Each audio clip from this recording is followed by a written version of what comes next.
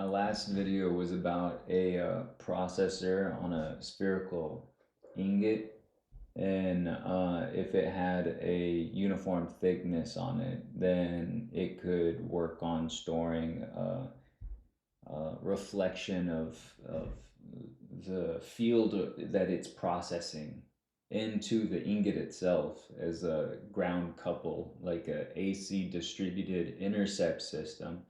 The predictable resonance frequency induced into that spherical assembly is inherently mappable. And even if there's noise getting induced into the system, that unit can be a pattern that tries to stay true and consistent within. So what's interesting though is when you apply other characteristics of what's in aquachroma.com for wave cancellation or basically the isolation of the system by having the wave effects of gravity waves be measured and intercepted into the strata of the processor so rapidly that the electromagnetic spectra that's arriving, then you really minimize the impact, or you use that energy for storage of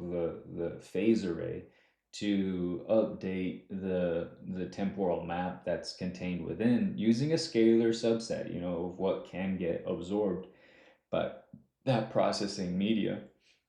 And so when you start changing from a mentality of the processing chip getting, when you're picking nodes of the processing chip such that it, would be a little bit cheaper to operate at that wave intercept of plus or minus on the chip, uh, keeping those and getting those into a uniform harmony, or calming the ocean of that, and to where the noise is very distinct from the signal, or at least it's like a smaller boundary layer of ones and zeros where it can be transmitted using thermocouples faster than light, and that's when you get the quanta effects. And so there's a lot of value in being able to start working on putting those spherical systems or those assemblies together such that they thermocouple down to the ensemble within, because the opposites of how a Bose-Einstein condensate is all in phase lock using frequency of the entire spherical particle size and radio intercepts of every phase in a points out array using tetrahedral intercepts. You can then have a winding effect, an inspirational moment, and that kind of a locking mechanism is a good overall strategy. And when on the surface of this spherical computational unit, where it's got a processing strata or matrix, then you might want to consider where quantum dots might be accelerators of uniforming those moments in a torque derivative. And so then you might get an easier to match up set of inspirational truing, kind of like a multiplex of where the next guess should be in an AC spherical field impetus of this stored nested effect. And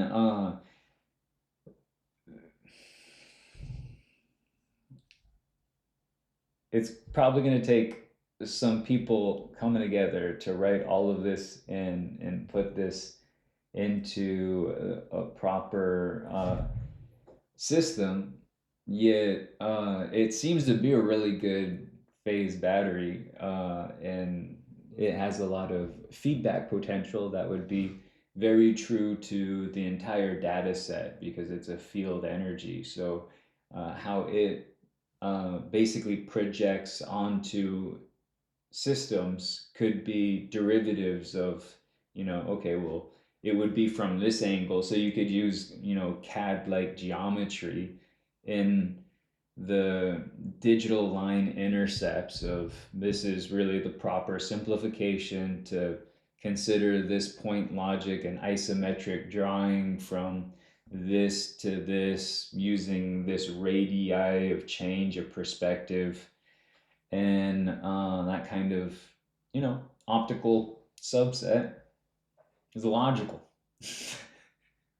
And so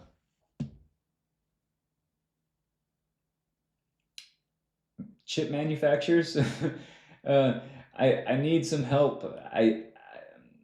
I'm clumsy. I don't know.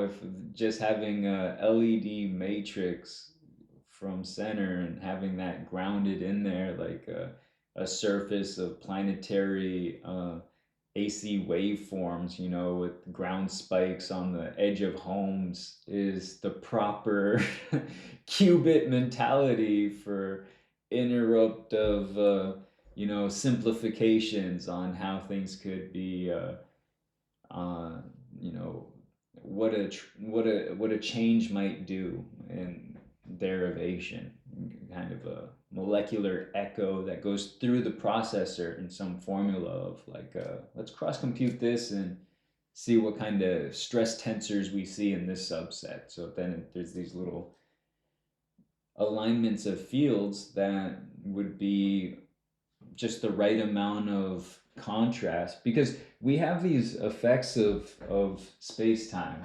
that makes it a very tunable subset. For example, when there's these flashes from particular, I think it was a particular type of pulsar or something like that, that you can quantify brightness through each one of the process units, the nodes in comparison to that unified reference point to true the map of brightness. And so the more those characteristic flashes take place, the more the bandwidth of what we, true with is taken into account. And there's other derivatives that we can use, like the pinhead shadow effect on a planetary surface, for example. I was seeing Bill Nye and Neil deGrasse Tyson working together. It was awesome. They were talking about how this pinhead mechanism, I don't know why this is so, it just recently happened, and I just joined up with the planetary organization. So I hope to get some feedback. If, like they were saying, this pinhead creates a shadow effect, and the shadow effect is Doppler centric, where the one point center is, sum of the magnetic effect or the zeroing quality of the mass on the other instrument and all of the different field rotations, to foci the data set using radial symmetry. Then even the mechanism of how it was floated up off the ground becomes an interesting facet in the behavior of knowing that, okay, well, if we use the center point of the pinhead, and then we know that there's that much material of this quality there, then we can run this script, and in both behaviors of frequency, it's going to try to condensate oxygen off of just the uniform of the shape that's imbued on that surface. And the frequency rotates or revolves, in phase lock around that, such that, it's gonna do something. And it's up to, frequencies and all of that to, I guess, in effect, what that does at that constitution of systems. Because what if it's just floating somewhere on the sun, just kind of, I don't know, some local reference point, like a Google map system that's just kind of floating around there, like the Parker mapping array. I don't know. That's kind of cool sounding. All right. Good enough for now. Thanks again.